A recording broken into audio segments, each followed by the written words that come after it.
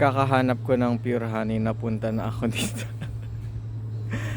Nakailang ano ka na? Kakahanap mo ng pure honey. Nakailang seller ka na? Umorder ka na ba, ma'am? Bakit? Ba't mo kailangan ng pure honey? May butsipon kayo. Napunta ka na dito sa kakahanap mo ng pure honey. Try mo yung honey natin, ma'am. Kung hindi pa kayo nakaka-order, ganito, eto masasuggest ko, ma'am.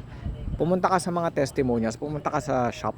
Tignan mo muna, basahin mo muna yung mga testimonials, yung mga reviews. Tapos kung medyo naging kampante ka, may confidence ka para umorder, di try mo kahit yung pinakamaliit muna natin.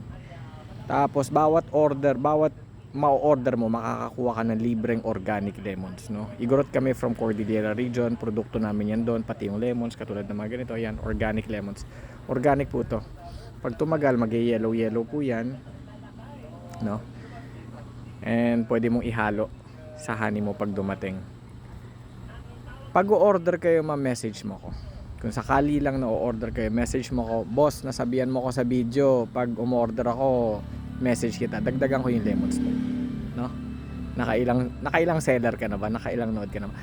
Ma'am, alam mo ba, tayo lang sa Pilipinas ang nagbebenta ng raw honey na may libreng organic lemons. Mas makakatipid ka pa. Organic to, hindi pa commercial. We have almost 1,000 videos dito sa TikTok. Check mo na lang isa-isa kung may mga katanungan ka din, panigurado na gawan ko na ng video. Maraming salamat sa pagkomento. Ingat ka palagi. Big shoutout sa iyo, Torres Jeline. Today is Friday, by the way. Have a great weekend ahead of you.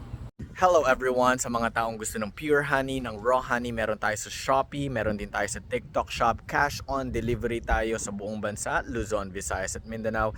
At sa bawat bote na mabibili ninyo, meron tayong libreng organic lemon. Sa mga tao naman na ngayon lang nakita itong Mercas Raw Honey, igorot kami from Cordillera region, doon galing yung honey natin, doon din galing yung mga lemons natin, yung mga organic lemons, and we are from Cordillera region. Just a quick video. God bless everyone. Take care.